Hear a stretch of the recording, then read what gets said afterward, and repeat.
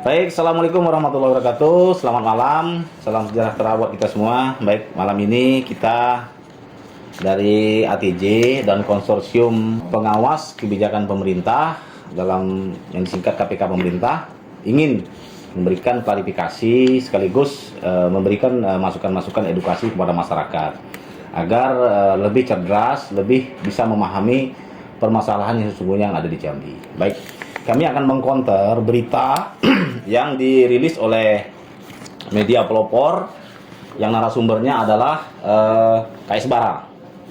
KS Bara ini sudah beberapa kali berita tanpa narasumber yang jelas, tanpa fakta. Ini adalah hoax. Kami ultimatum kepada KS Bara, khususnya ketuanya Pak Tursiman, 1 kali 24 jam jika tidak membuat klarifikasi dan permohonan maaf terbuka di media dan di medsos, kami akan laporkan ke pihak terkait. Kenapa kami laporkan? Yang pertama, di dalam berita ini jelas-jelas menyebar fitnah. Adanya dugaan permainan kong kali kong antara ATJ dan Dirlantas. Ini sudah merusak citra Dirlantas Polda Jambi dan kami sebagai ATJ. Kami adalah representatif dari pengusaha transporter Jambi yang hari ini satu-satunya organisasi yang memiliki ornamen, memiliki manpower yang lengkap untuk melaksanakan kegiatan hauling batubara ini secara tertib sesuai dengan kaedah-kaedah yang telah dibuat oleh pemerintah, baik pemerintah pusat maupun pemerintah provinsi. Yang pertama. Yang kedua, kami juga menyampaikan, kami agak geli dan lucu sebenarnya. Sebenarnya kami nggak mau sebenarnya menggubris berita Pak Tursiman ini. Kenapa? Ya ini remeh-temeh sebenarnya, dan ya mohon maaf kayaknya dia numpang tenar lah. Numpang tenar dengan kita ATJ yang lagi booming, yang lagi tenar ya kan.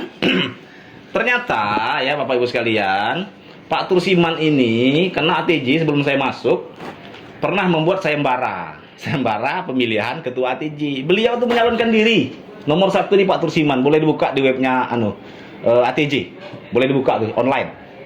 Ini dia daftar, Pak.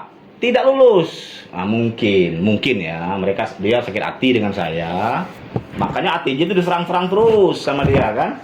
Nah jadi di formulir pendaftaran juga dia daftarkan, lihat nih Pak ada. Nah jadi mungkinlah beliau ini nyerang-nyerang ATJ terus karena pengen sakit hati gitu ya. Ya Pak Tursiman, saya sarankan jaga hati Pak Tursiman karena ini demi kebaikan bersama. Selanjutnya saya akan menjelaskan kenapa ATJ bersama Konsorsium Pengawal Kebijakan Pemerintah KPK itu berani melakukan kegiatan-kegiatan yang dalam hari ini mewakili pemerintah yang hari ini belum hadir. Kenapa belum hadir? Karena memang terkait dana dan biaya dan tidak terencana.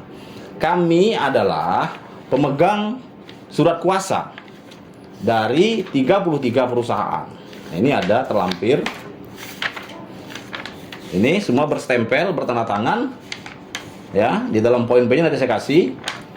Ini memberikan kuasa penuh kepada kami untuk melaksanakan rekomendasi KSP. Ya, KSP Bapak nanti lihat bisa dibuka di Google. Ini ada rekomendasi Kantor Staf Kepresidenan Republik Indonesia Deputi 1. Tanggal 28 April 2023. Saya ceritakan singkat. Sebelumnya, batu bara di Jambi ditutup total, tidak boleh melaksanakan hauling di jalan umum. Kenapa? Telah mengganggu, meresahkan, merusak jalan yang dananya tidak kecil. Tapi berdasarkan itu, pemerintah provinsi harus adil. Kenapa?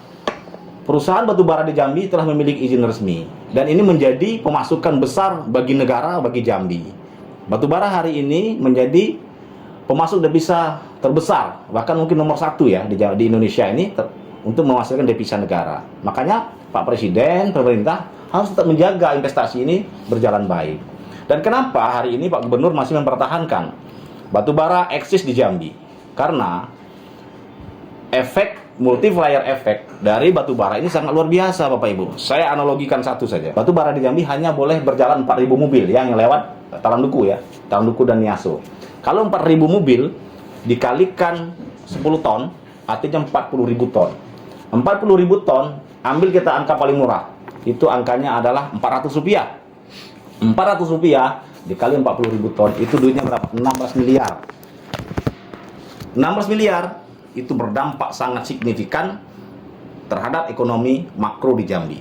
Makanya tetap ditahankan. Ini kita butuh penjelasan secara ilmuwan, secara ekonomi. Nanti mungkin pemerintah lah bidang ekonomi menjelaskan ini secara gamblang. Kenapa Jambi kebal terhadap inflasi? Yaitu tadi, karena ekonomi makro masih berjalan, masih bergeliat dengan baik. Multiplier efeknya dari batu bara ini, banyak sekali orang yang bekerja di batu bara ini. Pertama itu, ya pemilik tambang, transportir, sopir, rumah makan, terus ke bawah, itu terus berjalan dengan adanya kegiatan hauling batu bara, kegiatan ada tambang batu bara. Makanya betul-betul batu bara masih menjadi komoditi unggulan di Provinsi Jambi di samping perkebunan. Nah, saya akan bacakan poin-poin besar yang ada di rekomendasi KSP. Yang pertama ada batasi jumlah armada. Jumlah armada itu hanya dibatasi 4.000. Karena lebih dari 4.000 itu akan menyebabkan kemacetan di Kota Jambi dan Muara Jambi.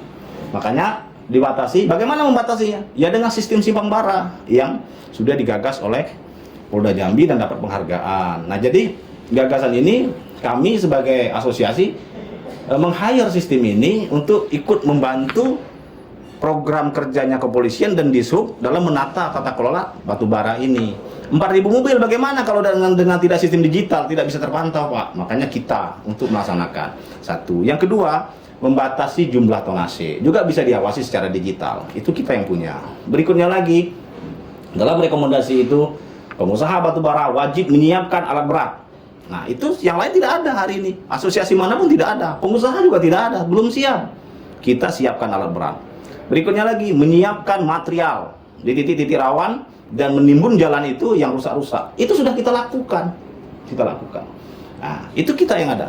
Berikutnya lagi, menyiapkan satgas. Satgas kita sudah punya. Kita punya satgas, bahkan data yang kita punya itu 10 orang per desa. Nah, ini sudah kita koordinasikan, bahkan kita sudah berkoordinasi dengan banyak pihak, dengan desa, dengan Kodim nantinya, dengan kepala desa, dengan tokoh pemuda, tokoh masyarakat, dan mereka sudah bekerja menjaga kampungnya masing-masing. Nah, jadi rekomendasi ini yang menjadi landasan dasar untuk melaksanakan tambang di batu bara. Dari itu semua kita sudah memiliki surat pernyataan. Nah, surat pernyataan dari 33 perusahaan. Ada surat pernyataan dari 33 perusahaan memberikan kuasa dan menyatakan kepada kami untuk melaksanakan apa yang menjadi rekomendasi KSP tersebut. Nah, itulah menjadi dasar kami. Ini ditandatangani dan dileges di notaris. Jadi ini menjadi dasar kami untuk melaksanakan kegiatan. Jadi kalau mereka menanyakan payung hukum, kami lucu juga, belajar hukum lagi lah. Kalau perjanjian B2B antara perusahaan dengan perorangan pun boleh, apalagi dengan perusahaan organisasi untuk melaksanakan kegiatan kebaikan. Dari sini muncul ada dana yang muncul 50.000 per ton per mobil itu wacana Bapak Ibu. Dan itu sudah kita diskusikan berbagai dana itu muncul bukan dari kami. Itu muncul dari perusahaan batu bara. Bahkan dulu pertama kali saya masuk di ATJ ini itu 100.000, Pak.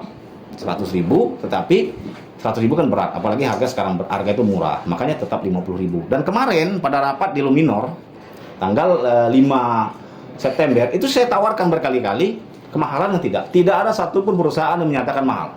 50.000. Kenapa? Karena mereka tahu dana 50.000 ini tidak semua perusahaan berkomitmen, tidak semua ingin maju. Nah, kami mohon dalam kesempatan baik ini Bapak Ibu sekalian, awasi perusahaan-perusahaan itu yang tidak mau berkomitmen, tidak menjalankan rekomendasi KSP ini. Berarti mereka lah yang melanggar peraturan dan mereka lah yang merusak Jambi.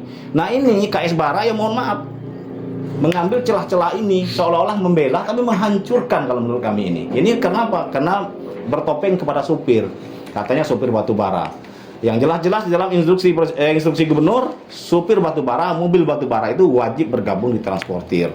Jelas itu. Kalau dia mengatakan membela supir, edukasi supir itu baik-baik, ajari dia baik-baik agar tidak melanggar hukum. Nah, kami sudah membuat MOU dengan komunitas yang lain yang lebih solid, yang lebih memiliki data, itu adalah Asaba. Nanti dalam konsorsium ini pun sudah lengkap. Mari Bapak Ibu sekalian, ya, kami dalam kesempatan ini memberikan edukasi kepada masyarakat semua agar tata kelola batu bara khususnya hauling bisa tertata dengan baik. Nah, selesai itu. Oke. Ada pertanyaan? Bukan atau tidak? Oh ya, karena ini sudah berkali-kali dia menggunakan narasi-narasi yang sangat tidak baik. Nah, juga ini saya buka di dalam narasi ini dalam berita ini tanpa klarifikasi, media ini pun tanpa klarifikasi, dan 2 kali sudah kita katakan hak jawab tidak jawab, juga media ini kan kita pertanyakan kenapa berani membuat berita tanpa klarifikasi, tanpa konfirmasi. Dia bilang di dalam berita ini bahwasanya ada truk batubara yang memiliki kartu Simbang Bara tanggal 8 November sudah lewat dan melakukan operasional. Nih lihat nih, ini tidak ada dan dia salah kaprah. Saat ini ATJ dan konsorsium tidak menggunakan kartu Simbang Bara lagi, Bapak Ibu. Jadi jangan salah, kita sudah menggunakan kartu bongkar muat. Kartu Simbang Bara nanti digunakan setelah gate bearer kami jadi. Jadi memang salah besar ini Pak Tursiman. Tidak ada tanggal 8 tanggal 9 itu adanya hauling batu bara yang berjalan di Provinsi Jambi. Dan video yang dirilis itu adalah video mobil yang sudah muat, ya, keduluan muat. Kita larang, diputar balikan oleh Satgas kita, itu bongkar ke dalam lagi. Itu salah besar dia. Jadi dengan kelapangan hati kami minta Pak Tursiman segera mengklarifikasi dan mengajukan permohonan maaf sampai besok pagi. Kalau tidak, kami akan laporkan ini ke Polda Jambi. Terima kasih. Assalamualaikum warahmatullahi wabarakatuh. Salam ATJ, salam konsorsium.